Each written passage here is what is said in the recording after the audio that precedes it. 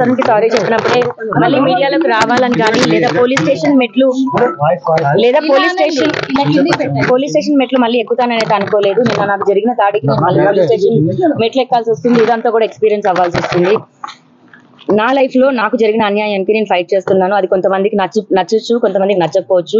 ఎందుకంటే ఇద్దరు మగాళ్ళ మీద ఫైట్ చేస్తున్నాను. అందులో రాజ్ తరుణ్ గానీ మస్తాన్ సాయి గానీ ఇద్దరు పలుకుబడి ఉన్న మనుషులు, ఇద్దరు డబ్బులు ఉన్న మనుషులు. నేను న్యాయం కోసమే పోరాడుతున్నాను. న్యాయం కోర్టులో ఉంది. కోర్టుని కోర్టులాగా కూడా గౌరవించకుండా పర్సనల్ గా అటాకులు చేసి నా మీద దాడి చేస్తున్నారు. ఒంటరిగా ఉన్నాను, ఒక్కదాన్నే, నార్మల్ మిడిల్ క్లాస్ అమ్మాయినే నేను. ఈ రోజు రాజ్ తరుణ్ హీరో అయిపోయి నేనేం చేసినా నడిపించుకుంటది అన్న దాంట్లో పట్టపగలు మా ఇంటికి అమ్మాయిలు లాంటి అబ్బాయిలు పంపించాడు. మరి అబ్బాయిలు అమ్మాయిలాగా వచ్చారో కానీ వచ్చి నన్ను దారుణంగా అటాకులు చేసిన, ప్రైవేట్ పార్ట్స్ ని కూడా ఇచ్చేసి ఎంత హ్యూమిలేట్ చేసి నన్ను గేట్ వరకు డ్రాగ్ చేసుకుంటూ వచ్చారు. పోలీసులు ఆ సెకండ్ రైట్ టైం కి రాకపోయి ఉంటే నాకు ఏమై ఉండేదో కూడా నాకు తెలియదు. చచ్చిపోయానని ఒక సెకండ్ అయితే అనుకున్నాను. అండ్ ఆ విషయం మీద ఫైట్ చేస్తుంటే సంబంధం లేకుండా శేఖర్ భాష వచ్చాడు, ఆ ప్రీతి అనే అమ్మాయి వచ్చింది, అండ్ ఉదయ్ వీళ్ళందరూ కూడా ఎందుకు వచ్చి మాట్లాడుతున్నారో నాకైతే తెలియదు. నా ప్రాపర్టీకి కానీ నా కేసుకు కానీ ఎటువంటి సంబంధం లేని పీపుల్ కేసుకు డైవర్ట్ చేయడానికి మాత్రమే చేస్తున్నారు. అండ్ రాజ్ తరుణ్ పైన నేను మనస్ఫూర్తిగా సారీ చెప్పి ఇదే మీడియా ముఖంగా కేసులు వద్దు అనుకొని తీసుకుందాం అనుకున్న మాట నిజమే. మళ్ళీ ఈ రోజున ఫైట్ చేద్దాం అనుకుంటుంది కూడా నిజమే. ఎందుకంటే వాళ్ళు చేసిన అటాక్ కి మాత్రమే నేను డిఫెండ్ అండ్ నేను ఫైట్ చేసుకుందాం అనుకుంటున్నాను. నా పైన దాడి చేశారు, చాలా అసభ్యకరంగా బిహేవ్ చేశారు.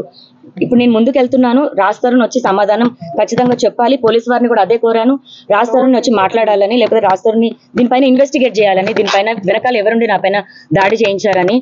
నేను హైకోర్టుకు కూడా వెళ్తాను. రాజ్ తరుణ్ నా పైన ఇప్పుడు చేపించిన దాడికి నేను రాజ్ తరుణ్ బెయిల్ కూడా క్యాన్సిల్ చేయించడానికి ట్రై చేస్తాను.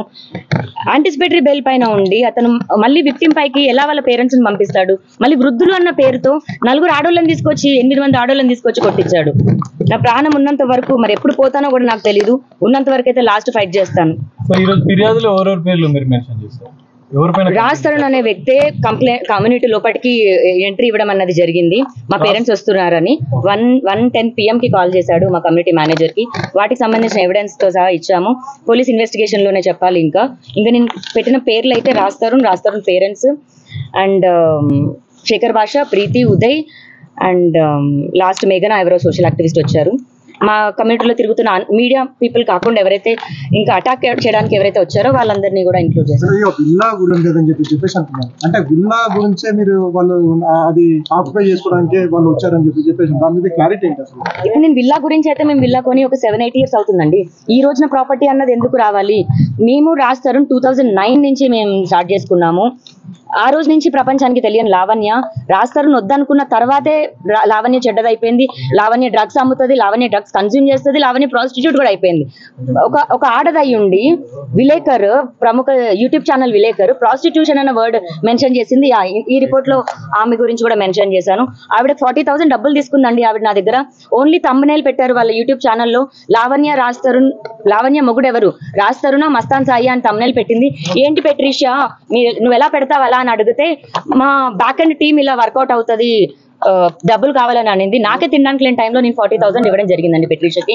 ఇంకా అంటే 2 లక్షలు అడిగింది. ఇంకా ఇవ్వని పక్షంలో ఇదంతా చేస్తుంది. పర్సనల్ గ్రాడ్జ్ పైన వీళ్ళంతా సిండికేట్ బ్యాచ్, శేఖర్ భాష, ప్రీతి, ఉదయ్, మేఘన అండ్ పెట్రిషియా వీళ్ళంతా గ్రూప్ గా ఫామ్ అయ్యే ఇదంతా చేశారు. ఎంత చేసినా ఏమున్నా సరే పోలీస్ స్టేషన్ ఉందండి, చట్టం ఉంది. నేను లా ప్రకారమే వెళ్తాను.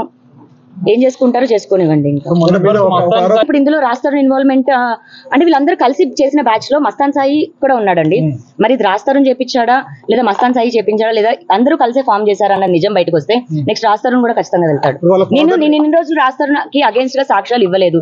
నేను ప్రేమించిన మనిషి కాబట్టి ఇవ్వలేదు. కంప్లైంట్ పెట్టినప్పటికీ నేను మనిషి కావాలి అనుకొని పెట్టాను, మనిషి జైలుకి వెళ్ళాలని కాదు. కానీ అతను సైలెంట్ గా ఉండి ఇంత క్రూయల్ గా బిహేవ్ చేస్తున్నాడు అంటే ఫిజికల్ అటాక్ అన్నది తప్పు. నువ్వు అట్లీస్ట్ మాటలతో దాడి చేసినా మాట అనేది మర్చిపోతామేమో. ఆ సెకండ్ ప్రాణం పోతే ప్రాణం తీసుకురాలేరు ఎవరు. రాజ్ తరుణ్ కూడా ప్రిజన్ కి పంపిస్తాను.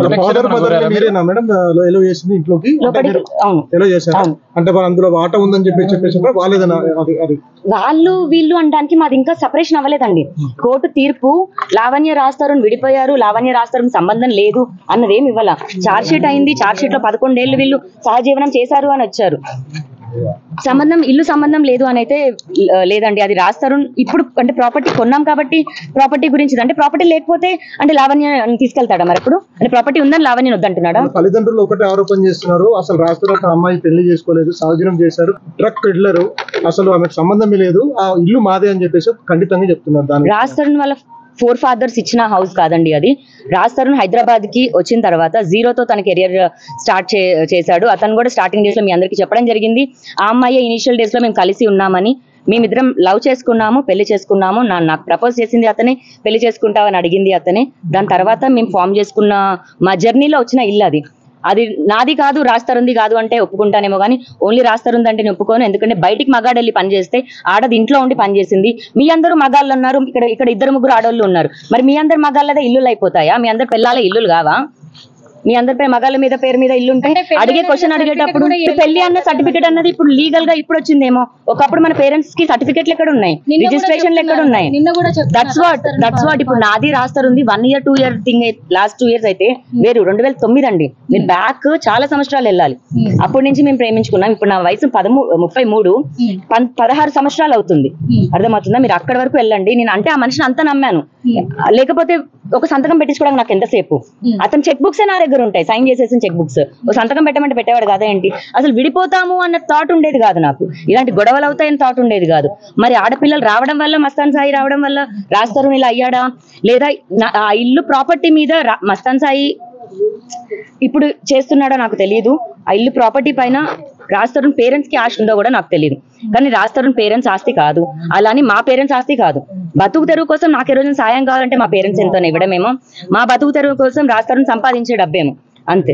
దయచేసి కోట్లయింది కాబట్టి ప్రాపర్టీ అంటున్నారు.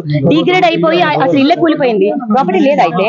ఇంకో ఆరోపణ, మీరు అందరు కాల్స్ రికార్డ్ చేస్తారు, వీడియో కాల్ రికార్డ్ చేస్తారు, అలాగే ఒక ఇన్వెస్టిగేషన్ ఆఫీసర్ కాల్ రికార్డ్ కూడా చేసి భయపెట్టించారని చెప్పేసి ఒక ప్రధాన ఆరోపణ ఉంది. దాని మీద మీరు ఏం క్లారిటీ ఇస్తారు? మీరు అడిగిన క్వశ్చన్ నాకు డైరెక్ట్ గానే అర్థమైంది. ఇప్పుడు కాల్స్ అన్నవి ప్రతి ఒక్కరు చేశారు. అండ్ నా కేసుకి సంబంధించి ఏమో రికార్డ్ ఏమో కానీ సంబంధం లేదు, నాకు అవసరమే లేదు. ఫస్ట్ నుంచి చిన్నప్పటి నుంచి ఎవరు రికార్డ్ చేసుకోరు కదా. అండ్ మీరు ఇన్వెస్టిగేషన్ ఆఫీసర్ కాల్ అన్నది కూడా నేను మస్తాన్ సాయితో కాల్లో ఉన్నానండి. వీడియో కాల్లో మస్తాన్ సాయితో ఉంటాను. ఆ కాల్ అనేది బయటకు వచ్చింది, అది చేసింది మస్తాన్ సాయి. ఆ హార్డ్ డిస్క్ కూడా పోలీసులకు ఇవ్వడం జరిగింది. అతను కస్టడీలోనే ఉన్నాడు, ఇప్పుడు రిమాండ్ లో ఉన్నాడు. ఖచ్చితంగా అండి. ఇప్పుడు నిన్న జరిగిన దాడి మామూలు దాడి కాదండి. మనిషిగా అసలు నేను క్షమించలేను రాజ్ని. లోన్ గా చేశారనేది సమాధానం చెప్పేంత వరకు నేను ఊరుకోను. ఒకవేళ రాజే అయితే మన కనుక నేను రాజుని కోర్టు మెట్లెక్కిస్తాను. ఎందుకంటే నన్ను కన్నది నా పేరెంట్స్ అయితే నేను నమ్ముకొని వచ్చాను ఇతన్ని. నా మంచి బాగోగులు, నేను చెడ్డ పని చేస్తున్నానా లాగిపెట్టి నన్ను పీకి నువ్వు చెడ్డ పని చేస్తున్నావు అని చెప్పేది ఉండే, లేదా పోలీస్ స్టేషన్ తీసుకొచ్చి చెప్పేది ఉండే. నా ప్రాణాన్ని నా మానాన్ని తీసుకొచ్చి ఎక్కడో బయట కూర్చొని బౌబో అని కుక్కలాగా మరులుతాడు. వాడేం మగాడు, వాడేం హీరో? ఏ రకంగా హీరో అవుతావు నువ్వు? బాధ్యత లానే నమ్మనోడి నువ్వేం హీరో అవుతావు? మళ్ళీ థ్యాంక్స్ అండ్ సారీ చెప్పుకుంటున్నానండి. నా వల్ల మళ్ళీ రోజు ఇబ్బందే ఇది.